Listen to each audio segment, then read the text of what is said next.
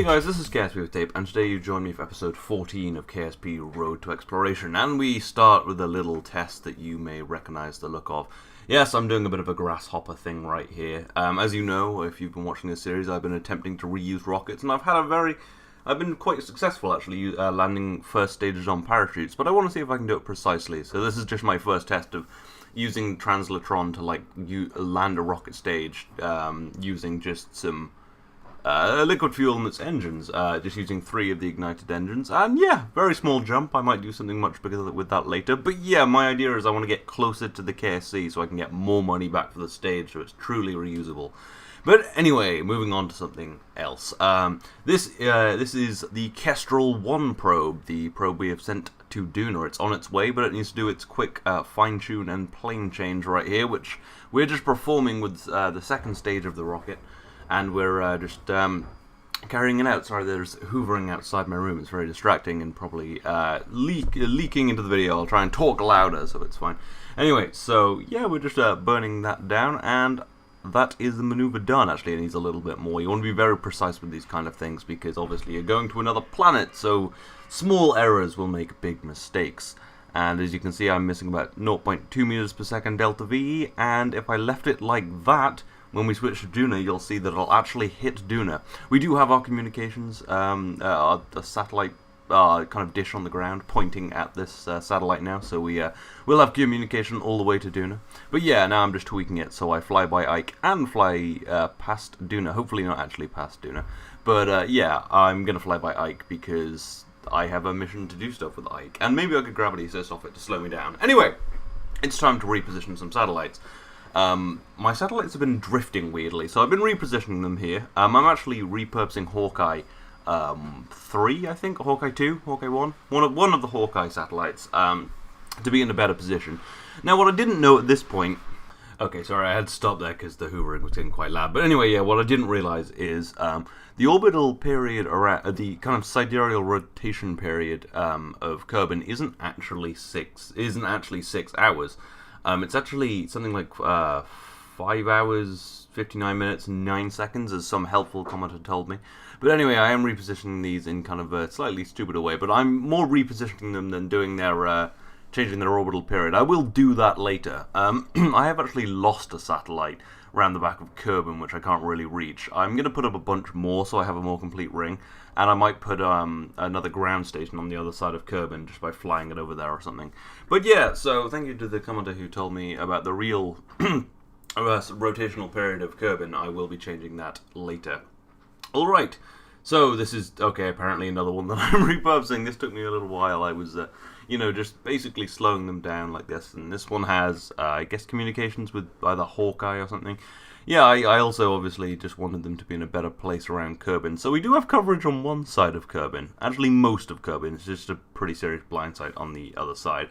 All of my communications networks seem to fall apart quite quickly. So, I mean, hopefully I'll be able to sort something out slightly better in the future. Or maybe just put up more of these. And the main thing is that I've always been putting them up with the wrong orbital period, because I thought the orbital period of Kerbal was, the rotational period of Kerbal was 6 hours, but it's not. So it'll be fine soon. Anyway, another grasshopper test, shall we? I kind of like doing these. So I'm going to go much higher this time, probably like a kilometer or something, or as far as this will go without flipping out. And then try and land. And you'll notice, actually, if you look very carefully, that this is actually slightly different. The 2 outer engines are no longer LVT-45s. They're LVT-30s, which gives a little extra thrust, because not all of the engines need to gimbal, and those have much better thrust in the atmosphere. Anyway, this kind of flips out, but it's actually aerodynamically stable backwards, which it sort of has to be, because it needs to land. But yeah, you can see they're much bigger engines on the side. That just gives me more thrust, more lifting capability, pretty much. So now I've burned out pretty much all of the ascent fuel. I'm just going to enable the landing fuel and see if we can land. I'm probably just going to use the MechJub Translatron, because the Translatron is very useful. You just tell it exactly how fast you want to be going, and it'll do it if it can. Obviously, if you don't have enough kind of thrust to weight ratio. Anyway, I'm just going to try and slow myself down quite quickly. Well, quite high above the ground, but I am starting to realize that this might be a little bit too a little bit too high. I'm going to run out of fuel, so I raise the speed and then slow it down more gently so that I conserve fuel, because you can't take that much landing fuel because then you're just destroying your payload to orbit capability, and that's not very good. So you can see I'm just typing in numbers now. It's going to be -20 when I hit this button. There we go, and MechJeb will take care of it, and we'll slowly slow down towards the ground, and I'm going to hopefully land at basically 0 velocity, or it's probably going to be more like 1, really. And there we go, -10 meters a second, -5 when I hit execute, and there we go, and then finally we will land at -1 meters a second, and there we go, rather gentle. We still have a significant amount of fuel left, ish. Actually, we are running really, really low. But there, we are landed.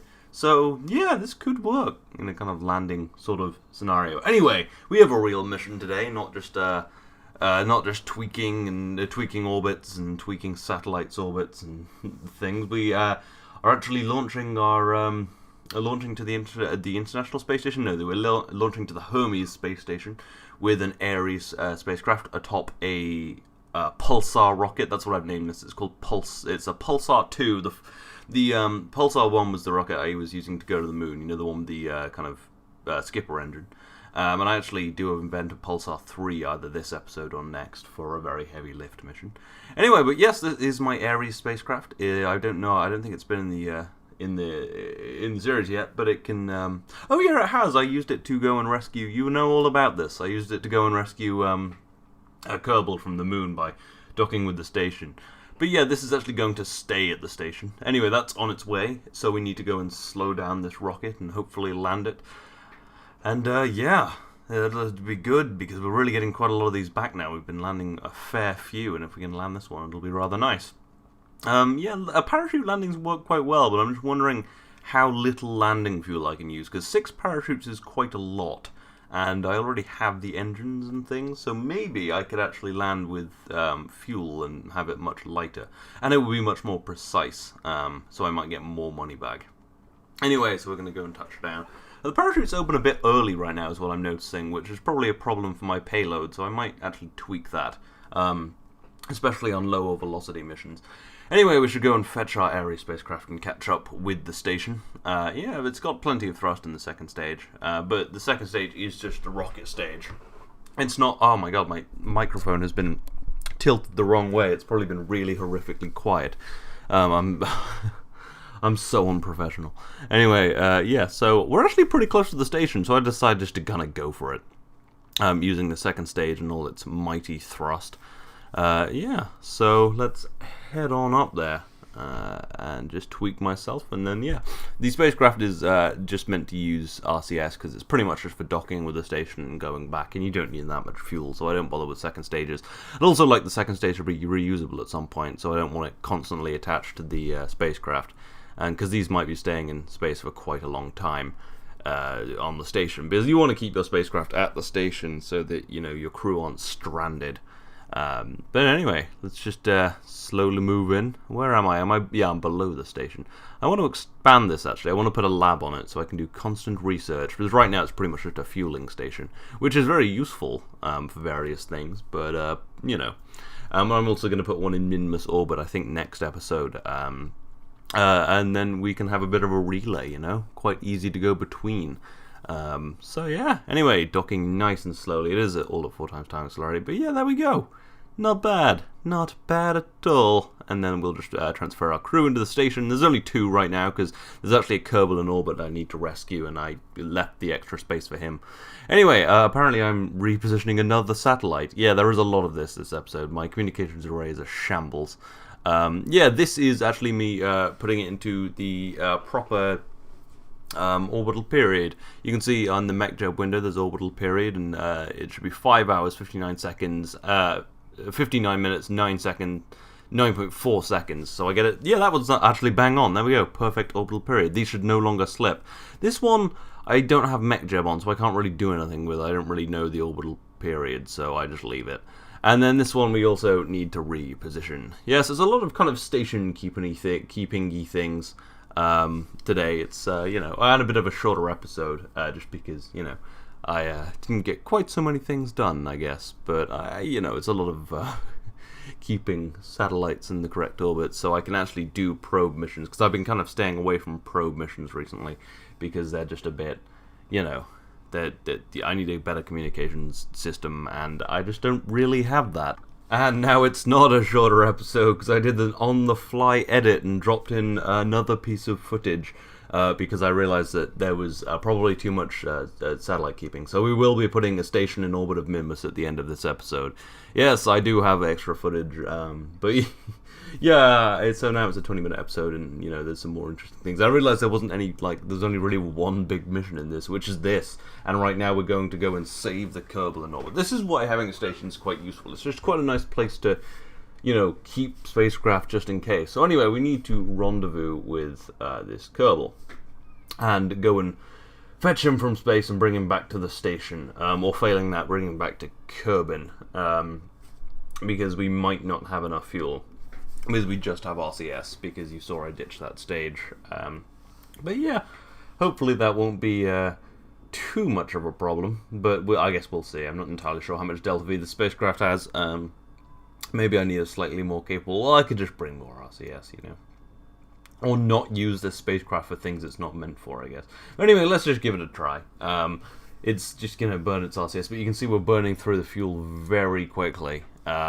And this probably won't be able to get back to the station, so we are just going to have to ditch it in the into Kerbin and leave poor Bill stranded on the space station, which is probably not exactly what he wanted. But anyway, I've got it down so that we can do. This is pretty much as few as few maneuvers as we can possibly do. So I have to do quite a lot of time warping to get there. Because I did a very small burn, so I'm just going to have to wait longer. But we have all the time in the world, we don't have that much fuel, is the problem. So, skipping ahead, after a lot of time warping, we're going to head over to, I think, what's it called? It's like Gregvin or something? I'm not sure. But anyway, another free Kerbal, basically. Oh, and I've also started using the space station as a bit of a relay. That's how I, kind of fixed one of those satellites' orbits. I used it as a bit of a relay.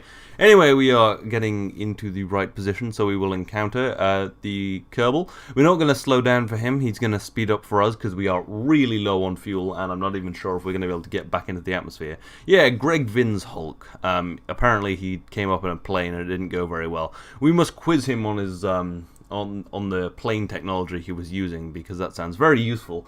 And I am probably going to upgrade the runway at some point, just so it can be, an actual runway and not some really bumpy dirt. Anyway, he matches his speed with Ares 1 with no problem, because he has 600 meters per second of Delta V in that pack, which is ridiculous. In the closest thing to that sort of RCS pack that they used on some of the shuttle missions actually had 20 meters per second of Delta V, but it was quite heavy, so they didn't bother, keep bringing it, because 20 meters per second Delta V just for flying around isn't that necessary. Obviously gravity couldn't really have happened without it, but yeah. Anyway, time to deorbit, and we don't get that deep in the atmosphere when we run out of fuel. I think there are some kind of emergency ICS packs maybe on the station or later shuttle missions that had about 3 meters per second Delta V, because you're never going to be drifting away really fast. Anyway, it's time to get out and push, and luckily we have 2 pilots today, so the spacecraft can hold its position, so I can just stay here and push the spacecraft, which is good. I mean, we don't have to get that deep inside the atmosphere, it'll just take us longer to get down to the ground, but still, we do need to be a little deeper. So yeah, slamming away on that ablative heat shield, tearing out the ablative material and making it pretty much useless.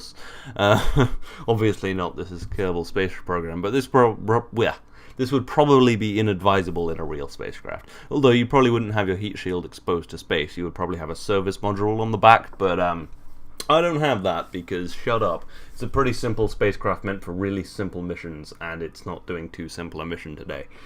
But anyway, looks like we're good enough, so let's deorbit. Well, attempt to, using a long aerobraking maneuver and then hopefully slowing down before we leave the atmosphere, just because, so it doesn't take too long. But anyway, It looks all fine. Valentina's happy as hell. Gregfin's just looking forward to going home. Not so looking forward to being interrogated about his space plane that we desperately want, because that sounds incredibly reusable. Well, obviously not his one. It kind of apparently exploded. Or just detached. Maybe he's a prisoner in space. Maybe these are all space prisoners. Would a space prison... Well, a space prison would be very, very expensive. But say it wasn't. Would that be a good thing? Just put all the criminals on the moon? I mean, probably not. I don't want to... Yeah, no, actually, no. What? Yeah, I don't want to send criminals to space. Space is awesome. You're just like, oh, yeah, I'd go and fucking shoot the president if it would get me life on the moon. Yeah, that don't give criminals an incentive, you know? I would just fucking shoot the president to go to the moon, you know? We've been through this, but, okay, so, space prison's a bad idea because I'm going to commit a bunch of crimes just to go up there. It's like, oh, stole a car, better go back to the moon. For God damn it, Peter! Yeah.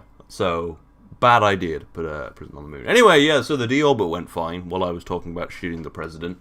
The FBI have locked onto this, and the helicopters are coming right now, so we better wrap this up relatively soon. But we do have another mission after this because of my quick edit realizing, not that much stuff in this episode.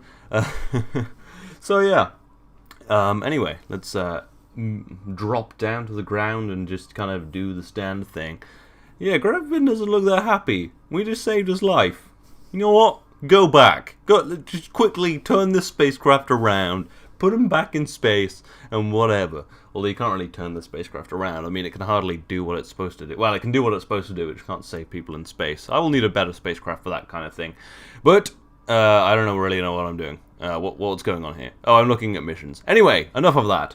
We have a much better mission today. Today, we are going to Minmus, and we are going for good. This is a station that will stay around Minmus. It is atop a Pulsar 3 vehicle. That's what this is. Well, Pulsar 3.4, because it has the 4 boosters on it. But anyway, yes, this is a much bigger, non-reusable vehicle at this time, because this is really peaking the amount of things we can send to orbit, because we can currently only have a 140-ton spacecraft at launch, and we need a big vehicle because we are sending a station right to Minmus. I had to strip out a bunch of things from the station, but it was worth it, because I actually apparently don't have to put fuel on this station. Thank you, missions! But it will be good to have a station around Minmus, because then we can just go between Kerbal and Minmus very easily and drop onto the surface or do whatever. And there are actually 3 tourists aboard this spacecraft. They are they want to go and orbit Minmus, and that is one of the big things this is going to be used for: space tourism. Because it'll make it very easy if I don't have to send a really big spacecraft. I can just send some people to Kerbin Station, Hermes Station, and then send them to Minmus. This is Ceres, by the way. I've called this Ceres 1, which is actually. Yeah, like the god of farming, but I really like the name Ceres. I don't know. It was always a good god in Caesar 3. I would always please Ceres and Mars, but we can't really call it Mars. I mean, that you can't call a spacecraft after just a planet. I don't know, Jupiter. I think Jupiter's cool enough to, have a spacecraft named after it. Anyway, so let's head on there. This is a slightly more advanced station sort of more advanced than Hermes Station, just because it has solar panels and it has its own propulsion and things, but it doesn't have any fuel. It has, I think, a similar amount of life support. But yeah, I had to strip out a bunch of stuff because it was just too freaking heavy to send to Minmus. And we can expand it, obviously, that's the point of a station, but right now it is just a core. But anyway, yeah, there's our encounter all laid in. We're getting ourselves a nice solar eclipse, making us unable to generate power. Which is fine because we have enough battery power. Not a ton, because I couldn't afford too many batteries on here because, mass. But yeah, I do like the Pulsar 3 vehicle. It's just much taller than the other one. And I think it kind of has to have boosters, actually, because of thrust-to-weight ratio issues. So you'll probably never see a Pulsar 4.0, which has no boosters. Although maybe if I upgrade the engines. Anyway, we are at Minmus now, and it is time to slow down around the big block of mint ice cream and all of that noise, and yeah, here we are, our first well, I guess our second station, our second relay around the Kerbal system, making space much more accessible. And now I'm just going to finish off the burn with the RCS, well, it's monopropellant engines from the stock extension pack, and just get away from that stage so we don't accidentally get hit by it, because that would be rather terrible. But anyway, that is that, and this is this, and you are you. I don't know what happened there. I was going to say that is that, and this is the end of the episode, which it is, after I edited this little bit of footage. But yeah, we have a Minmus station. Not on the highest octane of videos, but I hope you have enjoyed this. I hope you're looking forward to all the relaying between stations and cheap space tourism. This has been KSP with Tape. I will see you next time.